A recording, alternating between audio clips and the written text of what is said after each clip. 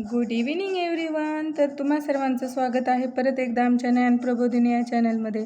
तर माझ्या ज्या काही आशा स्वयंसेविका मैत्रिणी आहेत त्यांच्यासाठी मी काल जो काही व्हिडिओ बनवला होता की जी उत्तरसूची किंवा उत्तरपत्रिका या एप्रिल 2024ची होती, त्यातील 4 प्रश्नांचं विश्लेषण मी केलेलं होतं व त्यापुढील 5, 6 आणि 7 या 3 प्रश्नांचं विश्लेषण मी आजच्या व्हिडिओमध्ये करणार आहे.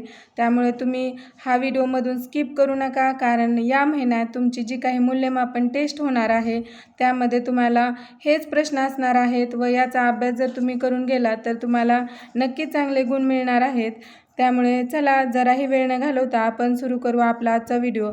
आणि मैत्रिणींनो, तुम्हाला एक रिक्वेस्ट आहे की जर हा व्हिडिओ तुमच्यापर्यंत पोहोच झाला व इतर तुमच्या ज्या काही आशा मैत्रिणी असतील त्यांना देखील हा व्हिडिओ नक्की सेंड करा आणि या ज्ञान प्रबोधिनी या आमच्या चॅनलला सबस्क्राईब करायला सांगा, कारण यानंतर आशांशी संबंधित प्रत्येक अपडेट या चॅनलवरती प्रसारित होणार आहे. परंतु चला आता आपण वळूया आपल्या आजच्या व्हिडिओकडे. तर बघा, या ठिकाणी प्रश्न क्रमांक 5 आहे, केस स्टडी किंवा उतारा वाचून उत्तरे द्या. यासाठी देखील एकूण 5 गुण असणार आहेत. तर ही जी केस स्टडी किंवा उतारा आहे तो सुरुवातीला मी व्यवस्थितरित्या वाचते. तर बघा, सुजाताचा मुलगा अजय 3.5 वर्षाचा आहे. मागील 3 महिन्यापर्यंत तो खूप खेळकर होता. 3 महिन्यापूर्वी त्याला जुलाब झाले होते. आता त्याला खोकला आणि सर्दी पण आहे. तेव्हापासून त्याचे वजन कमी कमी होत आहे. सुजाताच्या सासूने आजारपणात त्याला उपाशी ठेवले, कारण खाण्यामुळे जुलाब वाढतील असे तिला वाटले. तो बरा झाल्यावर सुद्धा थोडे दिवस त्याला अजिबात भूक लागत नव्हती. तिने त्याला जास्तीचे काहीच खायला दिले नाही.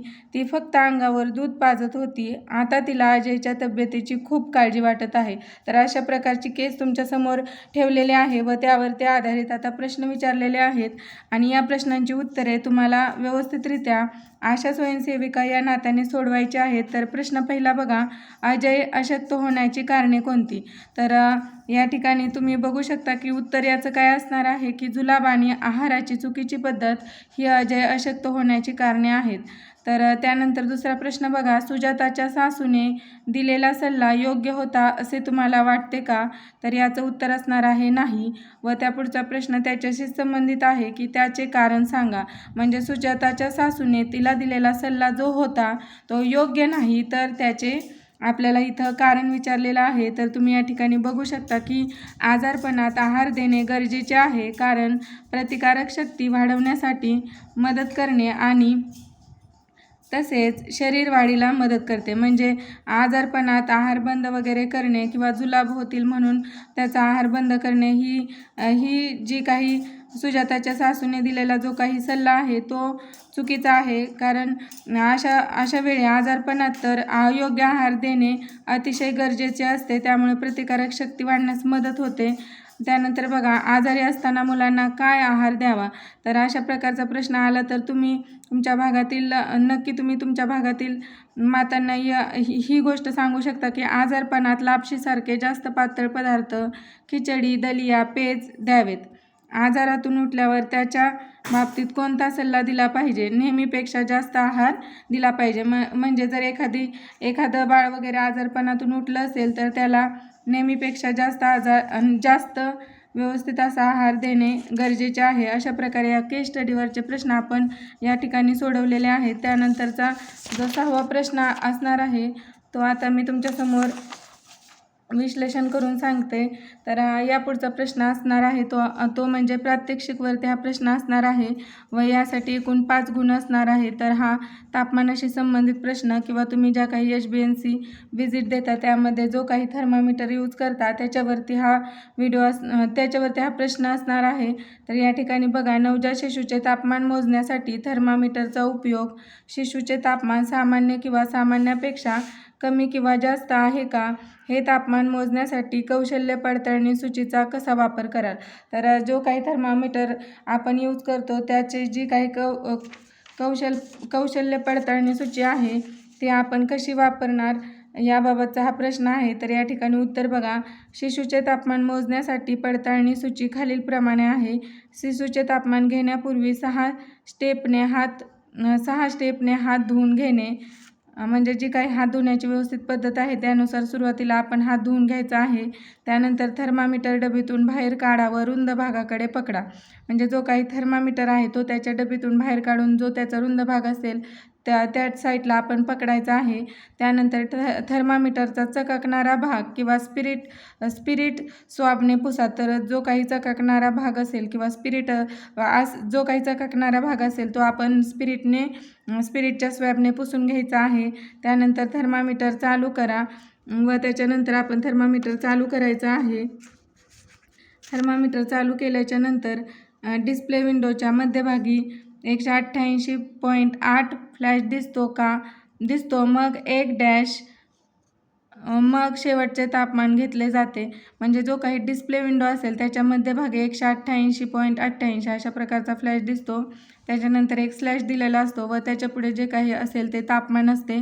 नंतर 3 डॅश येतात आणि वरील उजव्या कोपऱ्यात एक दिसेल. वरील उजव्या कोपऱ्यात देखील एक अशा प्रकारचे 3 डॅश दिसतात. तर एक स्थिर झाल्यावर थर्मामीटर बाळाच्या काखेत मध्यभागी ठेवायचा आहे. बाळाच्या हाताला आधार द्या, त्यामुळे बाळाची स्थिती बदलणार नाही. थर्मामीटरच्या खिडकीकडे बघा. बीप आवाज आल्यानंतर व आकडे स्थिर झाल्यावर थर्मामीटर काखेतून काढा. तापमान पहा आणि त्याची नोंद करा. थर्मामीटरचे बटन बंद करा. थर्मामीटरचा चमकदार भाग स्पिरिटच्या स्वॅबने स्वच्छ करा व थर्मामीटर पुन्हा डबीत ठेवा. तर अशा प्रकारची व्यवस्थित पॉईंट टू पॉईंट उत्तरे आपण लिहायची आहेत. त्यामुळे आपल्या उत्तरामध्ये अचूकपणा येणार आहे व आपल्याला पैकीच्या पैकी देखील गुण या ठिकाणी मिळून जाऊ शकतात. तर यानंतरचा पुढचा प्रश्न जर आपण बघितला तर तो 7वा प्रश्न आहे. तर आतापर्यंत आपण केस स्टडी, प्रात्यक्षिक अशा प्रकारचे प्रश्न पाहिले. तर आता थोडक्यात उत्तरांचा हा प्रश्न असणार आहे. तर बघा या ठिकाणी 7वा प्रश्न कशा प्रकारचा आहे. तर खालीलपैकी कोणत्याही 2 प्रश्नांची सविस्तर उत्तरे द्या. तर या ठिकाणी आपल्याला सविस्तर उत्तरे या ठिकाणी द्यायची आहेत. तर बघा, आपल्या प्रत्येक गृहभेटीमध्ये आशाने शिशुमध्ये कोणत्या गोष्टीचे परीक्षण केले पाहिजे जेणेकरून शिशुला जंतुसंसर्ग होण्यापासून बचाव होईल. तर अशा प्रकारचा प्रश्न आहे. या प्रश्नाचं उत्तर आता मी तुम्हाला दाखवते. तर बघा, आपल्या प्रत्येक गृहभेटीमध्ये आशाने शिशुमध्ये कोणत्या गोष्टीचे परीक्षण केले पाहिजे जेणेकरून शिशुला जंतुसंसर्ग होण्यापासून बचाव होईल. तर उत्तर बघा, बाळाला थंडीपासून संरक्षण, बाळाला दिवसा व रात्री किती वेळा आई दूध पाजते, बाळाचे व्यवस्थित स्तनपान, वजन, तापमान, डोळे, त्वचा पिवळेपणा, त्वचेला सुरकुत्या किंवा त्वचा लाल होणे, बेंबीमधून पू येणे, त्वचेवरती फोड येणे, बाळाचे रडणे, फुगलेले पोट, श्वासांचा दर बदलाची लक्षणे, शक्तिहीन हातपाय, बाळाचे स्तनपान न करणे, छाती आत जाणे, ताप येणे किंवा हात लावल्यावर गार वाटणे, अशा प्रकारच्या सर्व बाबींचं परीक्षण आशाने गृहभेटीदरम्यान केले पाहिजे. त्यानंतर बघा, शिशुला जन्मतः कोणते व्यंग असू शकते. तुम्हाला प्रसूतीनंतर प्रथम 24 तासाच्या आत शिशुची कोणती तपासणी करावी लागेल. तर बघा, जर 24 तासाच्या आत जर आपण विजिटला गेलेलो असेल तर सुरुवातीला आपल्याला हातपाय वाकडे असणे, डोक्यावर गाठ, दुभंगलेले किंवा फाटलेले ओठ, संडासची जागा नसणे, हाताची पायाची बोटे जास्त असणे, कानाची पळी चिकटलेली असणे इत्यादी प्रकारची व्यंग शिशुमध्ये जन्मतः असू शकतात. तर त्यानंतर बघा, कमी दिवसाच्या कमी वजनाच्या शिशुची काळजी घेण्यासाठी तसेच त्या शिशुमध्ये हायपोथर्मियापासून बचाव होण्यासाठी कांगारू पद्धत किंवा KMC पद्धतीचा उपाय कसा कराल त्याची सविस्तर माहिती लिहा. तर कांगारू पद्धत ही एक कमी वजनाच्या बाळाची काळजी घेण्याची सहज, सोपी व कमी खर्चिक अशी पद्धत आहे. कांगारू पद्धतीमुळे कमी वजनाच्या बाळाचे आरोग्य उत्तम राहते. बाळाला उबदार ठेवण्यासाठी कांगारू पद्धत पाळण्याविषयीचा सल्ला मातेला व त्याच्या कुटुंबियांना देऊ शकतात.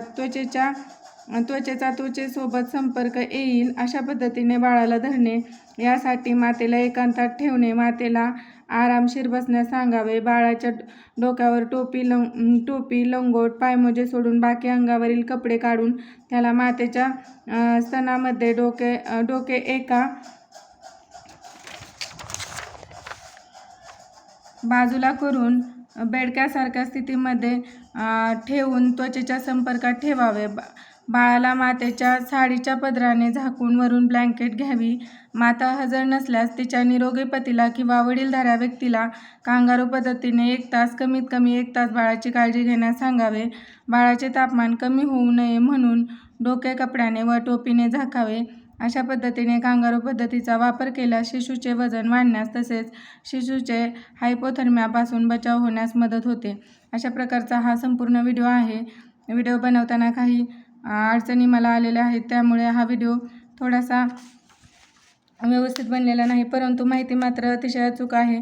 त्यामुळे ज्या काही आशाताई असतील त्यांनी हा व्हिडिओ व्यवस्थित समजून घ्यावा व व्हिडिओ आवडल्यास व्हिडिओला लाईक, शेअर आणि कमेंट करायला विसरू नका. धन्यवाद.